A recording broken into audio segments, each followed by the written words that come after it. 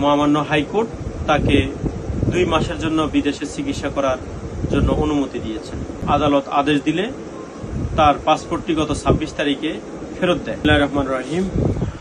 আমাদের মাননীয় সংসদ সদস্য সাবেক মেজর অবসরপ্রাপ্ত আব্দুল মান্নান সাহেব, যিনি আমাদের লক্ষ্মীপুর জেলার রামগতি কমলনগরের নদী বাঁধের জন্য এমপি হওয়ার আগে থেকেও মিছিল মিটিং করেছেন, আমি দেখেছি।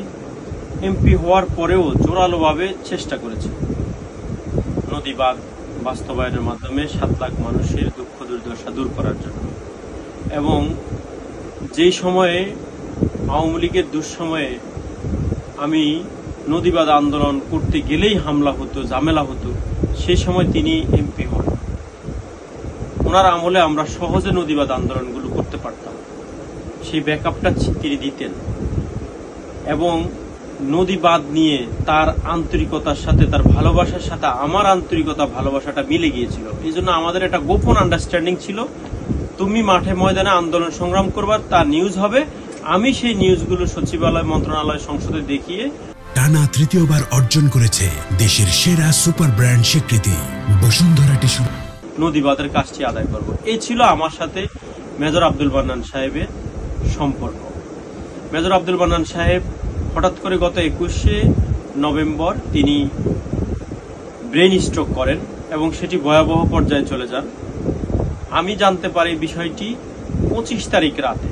অবশেষে আমি 25 তারিখ রাতের ভিতরে একটি রিট মামলা, যেটি খুবই অসাধ্য দুঃসাধ্য বিষয় ছিল, রেডি করি এবং তাতে ওনার পাসপোর্টটি যাতে সরকার ফেরত দেয় সেজন্য আদালত আদেশ দিলে তার পাসপোর্টটি গত 26 তারিখে ফেরত দেয়।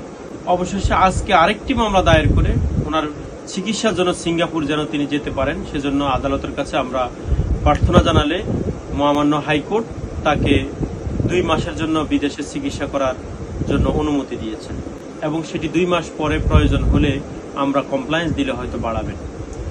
এই যে এই কাজটুকু এবং জান প্রাণ দিয়ে আমি এটি প্রো বনো অর্থাৎ বিনামূল্যে ভালোবাসার টানে আমি এই মামলাগুলো করেছি ওনার জন্য।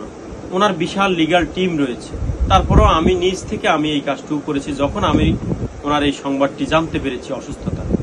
তো উনি সিএমএস এ বর্তমানে ভর্তি আছেন এবং উনি আল্লাহ যদি বাঁচায় দ্রুতই সব প্রসেস শেষ করে তিনি সিঙ্গাপুর রওনা দিবেন। আমরা এলাকাবাসী সহ রামগতি কমলনগরের সবাইকে অনুরোধ করব তার জন্য দোয়া করতে, যাতে তিনি দ্রুত সুস্থ হয়ে আমাদের মাঝে ফিরে আসতে পারেন।